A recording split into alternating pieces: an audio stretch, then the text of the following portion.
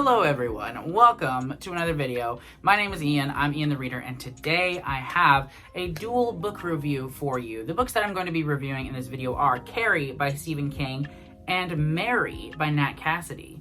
Do those books sound like they have similar titles? Well, that's on purpose because Carrie, obviously the debut novel from Stephen King, is an amazing book of horror, and Mary by Nat Cassidy is another amazing book of horror that is inspired by Carrie. So to explain how Mary is inspired by Carrie, we must first talk about what Carrie is even about. So like I said, this is the first book published by Stephen King, and it follows a 17-year-old girl going to high school who is bullied by everyone in her life, really. Not only is she bullied by the kids at school, even some teachers at school, and her mother as well. She just has so many people in her life who try to make her feel powerless. But the catch is that Carrie has something that sets her apart, and that is that she has telekinetic abilities, or the ability to move things with her mind. So the entire concept of this book is taking somebody who is made to feel powerless and giving them power, and how that can impact their situation and the dangers that can come of that when somebody who is pushed around so much decides to start pushing around themselves. An empowering thing, but it's also a very, very dangerous thing, and a lot of dramatic things happen as a result. I don't want to spoil anything that happens in this book in case you haven't read it or seen it, but like I said, I do feel like this is kind of a staple of pop culture, and a lot of people know what happens in Carrie. Now, what would have happened in Carrie if Carrie didn't have those powers? What would her life have become? What would she as a person have become? And that is what Mary, in its very most basic original form, was about. At least that's what Nat Cassidy said, is that he wanted to write a book about Carrie, but if she didn't have powers, what would have happened to her? What would have happened in her life? How would she have turned out? Now, the author states himself that that was the original idea, and it very much goes away from that. And after having read Mary and Carrie within the last month, I can definitely attest to that you have that very basic idea, and really the character is very similar, but the circumstances change dramatically, and it definitely is its own original work. And that's something that I did want to specify before jumping into this review, is that Mary is definitely inspired by the character of Carrie and her situation, but other than that, things are a lot different. But they're also kind of the same thematically at the very least. So how I'm going to do this review is that I'm going to talk about Carrie, the things that I enjoyed, the things that I didn't, and then I'm going to talk about Mary and the things that I enjoyed and the things that I didn't, and also talk about how those books interact with each other and why I think both of them are important. So first, let's go ahead and talk about Carrie. This was a Stephen King book that I was super hesitant to get into, and that is because the climax of the story, the big plot point of the second half of the story, was already spoiled for me before jumping in. I hadn't seen the movie, I hadn't read the book, but I knew what happened because, like I said, it's just a huge staple of pop culture. But I decided to pick this book up because I had started Mary, and he mentioned the fact that it was inspired by Carrie, and so I thought to myself, as a Stephen King fan, how can I read this book that's inspired by a Stephen King work without first reading the Stephen King work? So of course, I had to go back and read Carrie. Now, like I said, I had a fear that I wasn't going to enjoy this book very much because I knew what was going to happen, but that was not the case. The way that this story is told is a very particular type of storytelling that I think won't work for some people. And that way, I think that it is one of Stephen King's most divisive, popular works at the very least. How this story is formatted is that you get the regular narrative following Carrie and the other characters in the town, but you get these little snippets throughout that are kind of like epistolary, in that you get like diary entries, you get documentary film like interviews, things like that. You get little clips of like nonfiction books written about the events of Carrie within this world. And it spoils everything that's going to happen. Not everything, but it spoils the big event that is going to happen before you even get there. So in a way, I was spoiled by society in that the pop culture phenomenon that is Carrie was well known to me before jumping into this book, but also Stephen King spoils what's going to happen within his own book before you get there. Now, you might think that that would ruin the book, it would get rid of the tension and things like that, but that was not the case. In some ways, it almost felt like we, the readers, are participating in a documentary. Like, if you watch a documentary on Netflix about a terrible event that happens, you already know a little bit about the event. You already know that it's going to be dark, that it's going to be violent, that bad things are going to happen. And in the same way, as you read this book, you know something terrible is going to happen at the end of this book, but at the same time, it's like you're watching a train wreck, you know? It's that classic, you can't look away even though you might want to. That's what the story is like. And rather than removing tension from the story by letting you know that, I think it added tension. And not only that, it also added like emotional resonance, because you have these moments that you're really rooting for your main character, because she is like bullied severely, this poor girl, and you just want her to be happy, you want her to be okay. But as those little snippets are being revealed, you realize the tragedy of the fact that she's screwed. Like, she really is. The people around her have left her in this situation where she feels powerless and she feels cornered and she feels like she has to strike out to protect herself. And that's where we end up as the story goes on. Like I said, the documentary kind of like snippet aspect of this book could not work for people, and I've heard about it not working for people, but for me, I thought it added emotional depth. It added a different type of tension rather than like, oh, this surprise thing just happened and it took me out of nowhere. It had you dreading the continuation of the book because you knew that it was going to be messed up whatever happened, and I really enjoyed that. Let's talk a little bit more about Carrie. So this book takes off in a moment where Carrie is in the shower in a locker room with a bunch of other girls, and she gets her first period. And this is kind of a story of this young girl where she's coming into womanhood, and that should be a moment where she is supported by people, where there are people that listen to her and offer her advice and are there for her. But instead, in this moment of vulnerability, people turn on her and they bully her and they make things just dreadful for this poor girl. Blood is a huge symbol throughout the entire book. It appears in a lot of different scenes and a lot of different varieties, but every time there is a pivotal plot point, you will find blood at the center of this book. And I really liked the way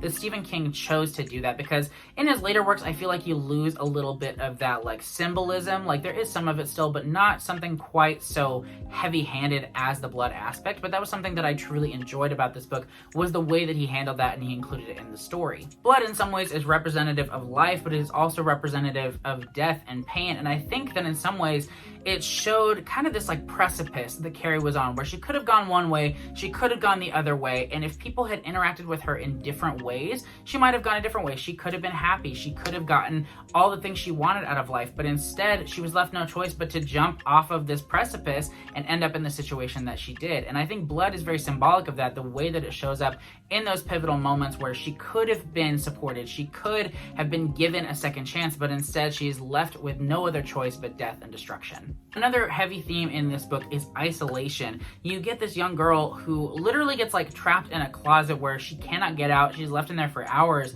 And that's very similar to her situation in life, where she just wants to be happy, she wants to be normal, but she is locked in this cage that she is forced to burst out of. And so those themes of isolation are very heavy in Carrie, and those themes definitely also carry over into Mary, and we'll talk about that in a minute. The thing that I think really sets this book apart, though, aside from the things that I've already talked about, is the way that this is perhaps one of Stephen King's most like airtight books. He is known for these gigantic tomes that take like over 1,000 pages, have tons of characters, tons of plot lines and things like that. But this was to the point, it was direct, it told the story that it wanted to tell, it did not waste any time. I felt this entire story was absolutely necessary, and I just loved reading that from Stephen King, where he knew the story he was going to tell, he told it, and that was it. That was the story. I would love to talk about Carrie more and more, but I want to save some time to talk about Mary, so I'm just going to wrap up with these thoughts on Carrie. This book is one of the most surprising reading experiences that I've had this year, and absolutely one of the most surprising reading experiences that I've had with Stephen King. I think that this is a nearly perfect book and one of the best debut novels that I have ever read. Now let's talk about Mary by Nat Cassidy. In this book, we follow a woman named Mary. She is 49 years old, just about to turn 50, and she is at a point in her life where she has absolutely no ties to anyone or anything except her aunt who lives back home, who is now dying of cancer or some other illness, I can't remember, who is now calling her to come back to her hometown after having been away for decades. Mary has a past that she does not want to return to in this town. Her parents were killed in a fire when she was very young, and she was raised by her aunt, who was emotionally and physically abusive, is really a terrible person, and she has left home and been away for decades because she wants nothing to do with that place.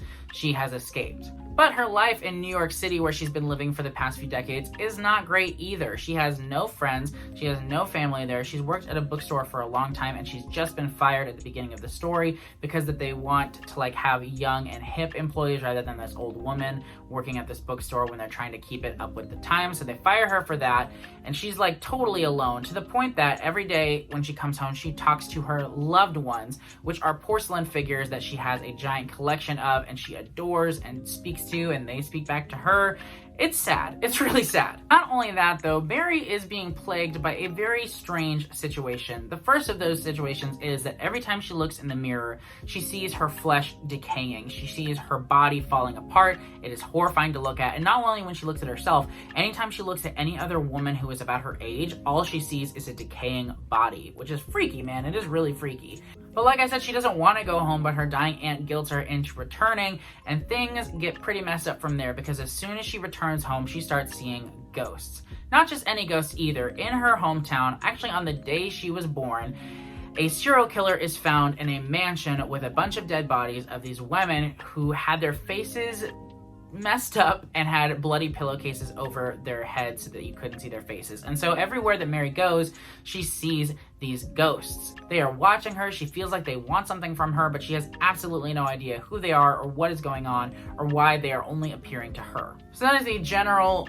setup of this book, but it goes a lot of places after that. I don't want to spoil anything that happens in the rest of Mary, but I will say that this book goes in a lot of directions and in a lot of places that I did not see coming. The character of Mary is definitely inspired by the character of Carrie in that they are both people who are isolated, who are a little bit of social outcasts, who have nobody to talk to, nobody to rely on, and Mary is kind of an observation of and digging into what would have happened to Carrie if things had gone differently for her. And I really appreciated that, and Mary herself is one of the strongest aspects of this book. This is told in first person, and so we get like super into Mary's thought process and her personality and everything going on with her, and that was one of the greatest qualities of this book, is that you truly get in the head of this character who is not in a very good place. And I thought that Nat Cassidy did an incredible job of making her a sympathetic character while also making her an incredibly frustrating character. The thing that frustrates me the most about this book though is the fact that it's just too long. Like, that's one thing I loved about Carrie, is that it does the job that it needs to do. It is super efficient and it doesn't waste any time.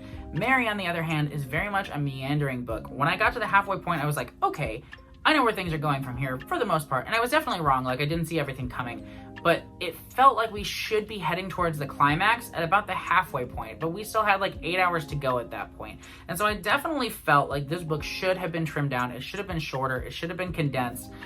But unfortunately it wasn't, and so that's just something that I have to deal with and be sad about. Don't get me wrong, there were a lot of really great moments in the second half of the book, and I think that it was worth the journey in the end, but I felt that this book could have used a much stronger edit because there was a lot of just unnecessary meandering and a lot of time spent just dealing with Mary's thought process in a way that I felt was a little bit redundant. Like, by the time we got 2/3 of the way through the book, I was just like, all right, we get it. One aspect of this story that I really enjoyed was that we had a main character who was entering into menopause. That's something that I feel like is not a story that we find a lot in literature, and I think that, you know, women as a whole who are going through menopause don't get their experiences talked about or discussed enough. And like, I'm a man, so I'm about as far from this experience as you can possibly get. But I appreciated the way that this was delved into this book, because Mary is going through this, and unfortunately a lot of other symptoms, like even like the ghost that she's seeing and like the reflection in the mirror that is all messed up, like when she tells people about it, they just write it off as being like, oh, it's typical, you know, it's just, you know, part of menopause, so you'll be all right, it's fine. And the way that she was silenced in that manner was so frustrating to me. And I think that that is so important, because a lot of times in our society, women who are going through that experience, which is an incredibly emotional and life-changing experience for them, their experience is silenced like it doesn't matter. And so I really love the way that this was an accountability check, not only for the reader, but also for the author. He talks about that in his foreword and afterward, how that is such an important and crucial point of the story. And he, as a man, went through a process of having to self-reflect and hold himself accountable, and that he's constantly holding himself accountable to that as well, because of the fact that we live in such a misogynistic society in a lot of ways,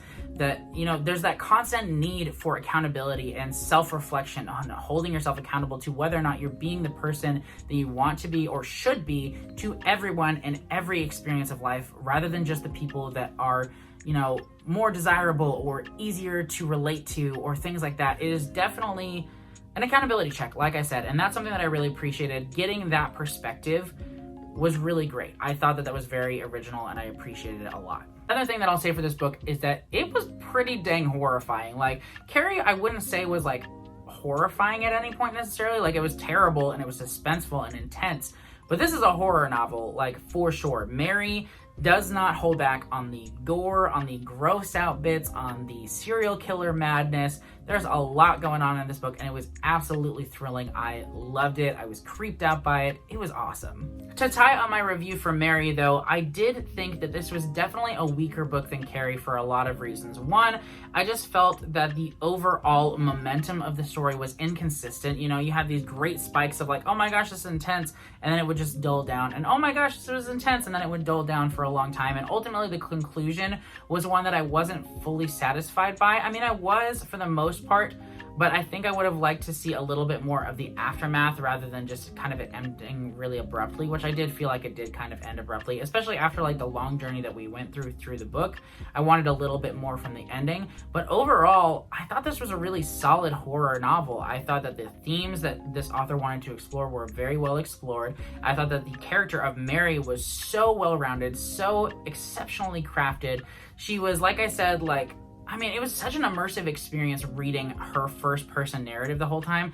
Like, it was almost exhausting, to be honest, because she is so full-on Mary the whole time. Nat Cassidy was so consistent with her character throughout the entire book, which was, like I said, 15 hours long, that I enjoyed that aspect of it, but by the end of it, I was like, oh my gosh, I cannot stand reading in this intense environment for that much longer. So briefly, I want to talk a little bit more about how these books compare to each other and the things that are similar and the things that are different in these two books. So with these novels, we have two women who are both entering into very serious stages of life. The first, of course, is Carrie, who's getting her first period, and then we have Mary, who is entering menopause.